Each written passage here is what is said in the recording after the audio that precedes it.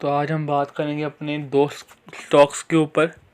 वो दोनों जो स्टॉक्स हैं वो इंश्योरेंस सेक्टर से रिलेटेड हैं और दोनों लाइफ इंश्योरेंस का काम भी करते हैं। तो चले देखते हैं उन दोनों स्टॉक्स को हम और उनको डिटेल में एनालाइज करेंगे कि फ्यूचर में उस स्टॉक में हमें क्या करना चाहिए। चलते हैं अपने पहले शेयर प्राइस के ऊपर उन स्टॉक के। तो ये हम आ गए अपने चार्ट के ऊपर। तो हम एक दिन में देख लेते हैं, एक दिन वाले को यहाँ पे लॉस हो रहा है तो हम लॉन्ग टर्म के लिए स्टॉक्स को होल्ड करके रखते हैं। तो हम सीधा एक साल का ही देखेंगे। तो एक साल में यहाँ पे कंपनी गिर रही है, मार्च के टाइम पे जहाँ पे सब कुछ गिरा था ये कंपनी भी गिरी थी। तो हम वहाँ से देख लेते हैं कि कंपनी ने कितना कमबैक किया हुआ है। तो वहाँ से तकरीबन कंपनी ने किया हुआ है 90% का कमबैक, जो कि काफ़ी अच्छे रिटर्न देके गई है। जिन्होंने मार्च में ख़रीदा था गिरते वक्त, उनको आज काफ़ी अच्छे रिटर्न्स मिल रहे हैं इस कंपनी के अंदर। और हम डायरेक्टली देखेंगे मैक्स का चार्ट पैटर्न। तो मैक्स में कंपनी काफ़ी वोलेटाइल है। तो कंपनी आते साथ पहले यहाँ पे गिरी, उसके बाद काफ़ी सारे अच्छे अपर सर्किट के बाद कंपनी यहाँ पे गिरी। उसके बाद यहाँ पे बीच बीच में एक यहाँ गिरी, दूसरी यहाँ पे, तीसरी, चौथी, फिफ्थ टाइम यहाँ पे गिरी और 6वीं बार यहाँ पे गिरी। तो 6 बार इस कंपनी ने 6 बार ये कंपनी गिर चुकी है और कमबैक किया हुआ है काफ़ी अच्छे टाइम पे। पर अगर हम लॉन्ग टर्म के हिसाब से देखें तो कंपनी ने कितने 46% का रिटर्न दिया है। तो शॉर्ट टर्म में काफ़ी कंपनी अच्छा रिटर्न दिया। और एक बार चार्ट पैटर्न पे लाइन डाल के देख लेते हैं कि कैसा चार्ट पैटर्न हमें देखने को मिल रहा है इस पर। तो इक्वल ही है। तो इस चार्ट में काफ़ी अप ट्रेंड्स और डाउन ट्रेंड्स है। स्टॉक वो काफ़ी वॉलेटाइल है। तो इसको बीच बीच में ख़रीद के रिटर्न्स लोगों ने अपने प्रॉफिट बुक किए और जो जब जब कंपनी में गिरावट आई है। तो एक बार हम देख लेते हैं कंपनी लिस्ट कब से हुई है। तो 2016 में कंपनी लिस्ट हुई है। तो लिस्ट हुई भी सिर्फ 4 साल ही हुए हैं इस कंपनी में। तो 4 साल में 6 बार कंपनी ने गिरी और वापस कमबैक किया। और कंपनी का एक बार ही हम देख लेते हैं मार्केट कैप 16 बिलियन का है, 6,651 का बिलियन का कंपनी का मार्केट कैप है। और पीई कंपनी का काफ़ी हाई यहाँ पे देखने को मिल रहा है। और डिविडेंड यील्ड 0.52 की है इस कंपनी की। साथ में हम स्टॉक हाई लो देख लेते हैं कंपनी का 500 का और 226 का कंपनी का हाई लो है यहाँ पे देखने को। और चार्ट पैटर्न देखने के बाद हम चलेंगे कंपनी की बैलेंस शीट के ऊपर और ऊपर हम कंपनी का नाम देख लेते हैं एक बार। तो कंपनी का नाम है ICICI प्रूडेंशियल लाइफ इंश्योरेंस। तो सबसे ऊपर आता है HDFC LIC, पर वो कंपनी मार्केट में लिस्ट नहीं है। तो उसके बाद 2 कंपनियाँ ही आती हैं, एक ICICI और एक हमारी अगली कंपनी जिसके बारे में हम बात करेंगे आगे जाके। तो अब पहले हम इसकी बैलेंस शीट और बाकी फॉर्मेलिटीज़ चेक कर लेते हैं, बेसिक चीज़ें। तो यहाँ पे हम कंपनी की सेल्स के ऊपर आ गए हैं सामने डायरेक्टली। तो दिसंबर में कंपनी की सेल्स 500 की थी। तो ये शायद जो अमाउंट रहेगा वो करोड्स में रहेगा। मार्च में आके 987 की होगी और जून में कंपनी की सेल्स दोबारा थोड़ी सी गिरती हुई दिख रही है 700 के करीब। तो कंपनी इंश्योरेंस सेक्टर से काम करती है, लाइफ इंश्योरेंस। तो ऑब्वियसली मार्च के टाइम में पता है हमें क्या हुआ था। मार्च के बाद ही हुआ था जो हुआ था। मार्च के मिड में शुरू हो गया था स्टार्टिंग में तो लॉकडाउन। तो उसके बाद कंपनी ने जून में काफ़ी बिजनेस को इफेक्ट पड़ा, पर इस कंपनी को इतना इफेक्ट नहीं पड़ा। 774 का कंपनी ने बिजनेस किया और जो हाई है तकरीबन 1000 के करीब है, जो कुछ 200 करोड़ का कंपनी को इफेक्ट पड़ा है। जो पर बाकी कंपनीज का अगर हम और सेक्टर्स की कंपनीज को देखा जाए उनको कम से कम 80% जो उनके सेल्स में गिरावट आई है।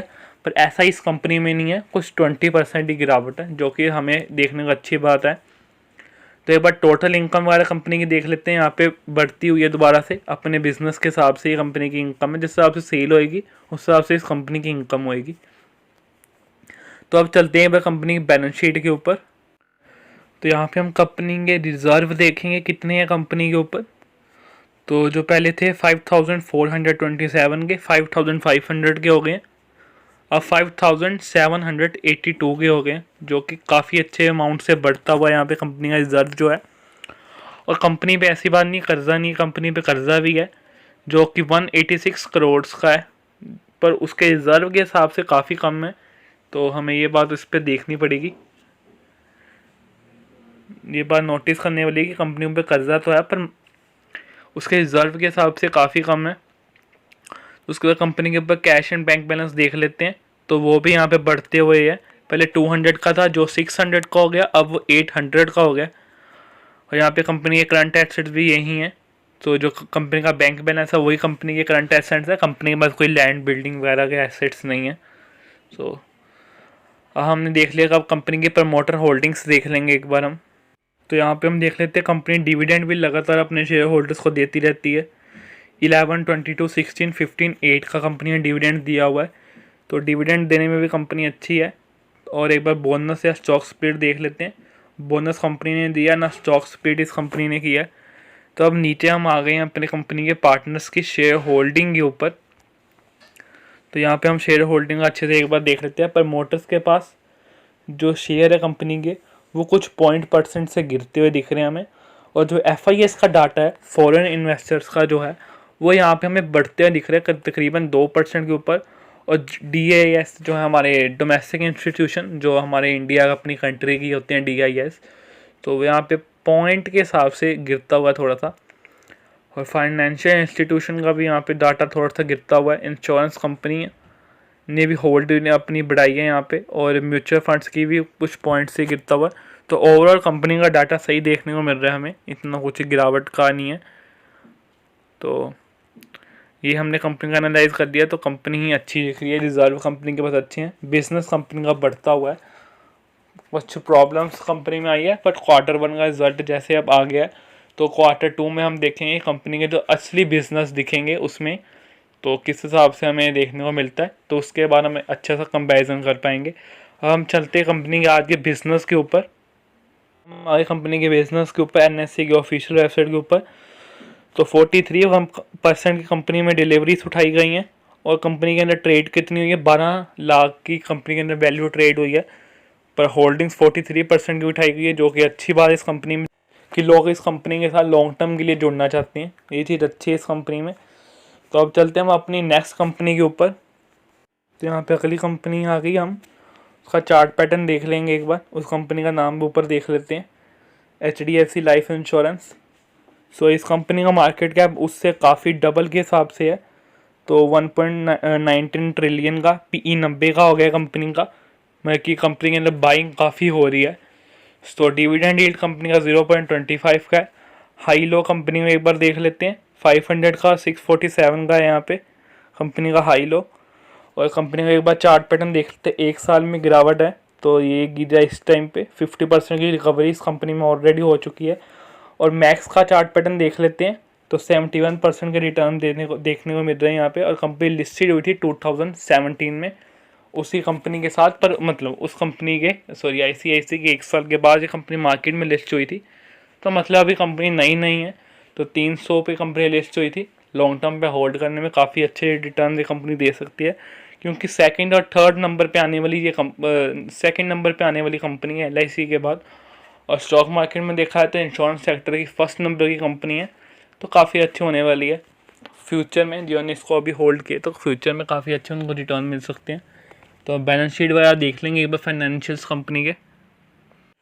तो ये कंपनी के हम सेल्स पे आ गए हैं, 287 की थी, 55,000 की और 5500 की, और जो कि 451 की थी जून में।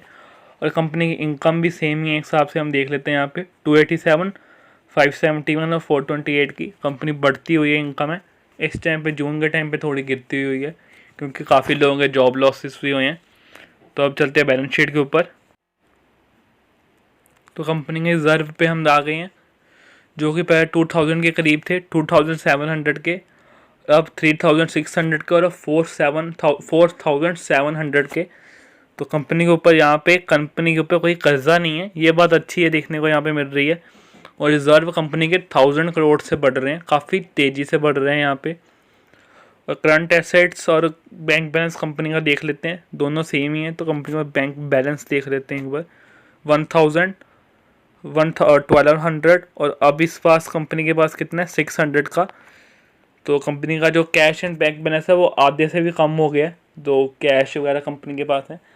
तो इस कंपनी में ये बात नोटिस करने वाली है, कंपनी के ऊपर कर्जा कुछ नहीं है, बिजनेस कंपनी का बढ़ता हुआ है, पर जो बैलेंस है, बैंक बैलेंस है, जो एसेट्स है कंपनी के पास, वो थोड़े गिरते हुए देखने को मिल रहे हैं। मतलब लिक्विडिटी की कंपनी के पास थोड़ी कमी हो रही है। तो अब चलते हैं हम कंपनी के एक बार प्रमोटर होल्डिंग और डिविडेंड देख लेते हैं कंपनी देती है कि नहीं। तो अभी तक इस कंपनी ने 2 बार डिविडेंड दिए, 2019 और 17 में। मतलब 2018 में कंपनी ने डिविडेंड नहीं दिया और 20 में भी नहीं दिया। तो कंपनी मतलब 1 साल छोड़ कर डिविडेंड दे रही है। 17 में दिया, 18 में नहीं दिया और 19 में दिया, तो शायद 20 में ना दे। तो डिविडेंड देने वाली कंपनियां बोनस या स्टॉक स्प्लिट हम देख लेते हैं। तो कंपनी ने नहीं किया हुआ। तो हम आ गए हैं कंपनी की प्रमोटर होल्डिंग्स के ऊपर उसके बाद डायरेक्टली। तो ये हम होल्डिंग्स पे हैं।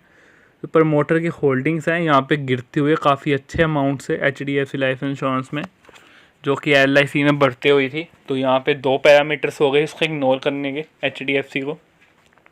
और जो FIS का डाटा है वो काफ़ी अमाउंट से बढ़ता हुआ यहाँ पे मिल रहा है। 21% मतलब तकरीबन 11% से बढ़ता हुआ मिल रहा है। सो DIS का अमाउंट भी अच्छा खासा बढ़ता हुआ मिल रहा है। तो ये बात अच्छी है कि जो FIS ने कंपनी में जो माल खरीदे काफ़ी अच्छा FIS होता है, फॉरेन इन्वेस्टर्स, उनको कुछ अच्छा दिख रहा होगा कंपनी में, तभी उन्होंने कंपनी में इन्वेस्ट किया। और इंश्योरेंस कंपनी का भी यहाँ पे इस पर कंपनी आ गई है, इंश्योरेंस सेक्टर की कंपनीज भी, और म्यूचुअल फंड्स में भी यहाँ पे इंक्रीमेंट है। तो ये थे कंपनी के प्रमोटर्स के होल्डिंग्स। तो हमने बेसिक कंपैरिजन करते हैं एक बार दोनों कंपनीज़ का कंपैरिजन, दोनों कंपनीज़ को साइड बाय साइड देखते हैं। पर उससे पहले हम देख लेते हैं एक बार कंपनी के अंदर क्वांटिटी कितनी उठाई गई है। लॉन्ग टर्म के बेसिस से 50% की क्वांटिटी उठाई गई है और ट्रेड हुई है 13 लाख की कंपनी में ट्रेड हुई है। तो ये एक बात एक अच्छी है। और अब जाने से पहले हम एक बार दोनों कंपनी को कंपैरिजन कर लेते हैं आपस में दोनों का। तो ये हमारे स्क्रीन पे दोनों कंपनी आ गई हैं। तो कंपनी ने 3 महीने में कितने का 26 LIC ने और HDFC ने 25% रिटर्न दिया है। तो शेयर प्राइस देख लेते हैं कंपनी का। दोनों में कुछ ज़्यादा फ़र्क नहीं है, कुछ 150 पॉइंट्स की कंपनी में, दोनों कंपनीज में फ़र्क है, कुछ ज़्यादा फ़र्क नहीं है इस कंपनी में। तो 6 महीने के कंपनी के अंदर ICICI ने नेगेटिव दिया हुआ है। 1 साल में देखें तो दोनों नेगेटिव हैं। सो 1 साल से ज़्यादा देखें। एक बार हम मैक्स देखते हैं डायरेक्टली, 1 साल का देखते हैं तो 17% ICICI ने दिया हुआ है। तो एक बार डायरेक्टली हम मैक्स पे चलते हैं दोनों कंपनीज़ का। तो HDFC ने 60% का रिटर्न दिया हुआ है और LIC ने ICICI ने दिया हुआ है 20% का। और यहाँ पे दोनों का मार्केट कैप साइड पे साइड कंपैरिजन किया हुआ है। तो मार्केट कैप के हिसाब से यहाँ पे HDFC जीतती है। एम्प्लॉयज़ में भी हमें इस डाटा को देखना कोई बनता नहीं है। तो लोग बुलिश किस में जा रहे हैं, मतलब PE रेशो होता है दिखाने के लिए कि लोग अपने एक शेयर के हिसाब से कितने % ज़्यादा पैसा दे रही हैं। अगर एक शेयर 1 रुपये का है तो 90 रुपये उस कंपनी पे 1 रुपये के शेयर पे को ख़रीदने के लिए उसको 90 रुपये दिए जा रहे हैं। तो मतलब जो 1 रुपये की वैल्यू वाला चीज़ है उसको ख़रीदने के लिए 90 रुपये लोग दे रहे हैं। तो यहाँ पे उस चीज़ को बुलिश ज़्यादा दिखाया जा रहा है। तो मैं कि लोग इसको ख़रीदने में ज़्यादा बुलिश हैं HDFC को। और PE यहाँ पे LIC का भी 60% है। और डिविडेंड यील्ड दोनों कंपनीज़ का लगभग सेम ही है, पर HDFC का ज़्यादा है। तो हमारे 2 सेक्ट मार्केट कैप में भी कंपनी ज़्यादा है। तो यहाँ पे 2 पैरामीटर्स में हमारी कंपनी HDFC जीतती है। और लॉन्ग टर्म के हिसाब से भी HDFC ही जीतती है। उसने काफ़ी अच्छे रिटर्न दिए हुए हैं, 60% के रिटर्न दिए हुए हैं, उसने सिर्फ 20% के। तो दोनों कंपनीज बेस्ट है मेरे हिसाब से। अगर आपके पास 1 लाख रुपये इस कंपनी पे लगाने हैं, जो कि ऐसे लगाने नहीं चाहिए सारे पैसे इसमें नहीं, अगर 10,000 लगा रहे हो तो 50-50% दोनों इस कंपनी में इन्वेस्ट करो, क्योंकि दोनों कंपनीज अच्छी हैं। एक रैंक 1 है तो एक रैंक 2 है। जोन से भी कंपनी आगे जाएगी, जोन से भी पीछे आएगी, दोनों में कंपैरिजन चलेगा, पर प्रॉफिट आपको ही होगा, क्योंकि कोई भी कंपनी ऊपर जाए तो प्रॉफिट आपको ही होने वाला है। कभी वो ऊपर जाएगी तो उससे भी होएगा और दूसरी जाएगी उससे भी होगा। तो लॉन्ग टर्म के लिए होल्ड करने वाली कंपनी से और काफ़ी अच्छे रिटर्न देके जाएंगी अगर इसको हमने होल्ड किया। So thank you for watching this video. और कुछ भी करने से पहले अपने फाइनेंशियल एडवाइज़र की एडवाइस जरूर लें। Okay bye, good bye.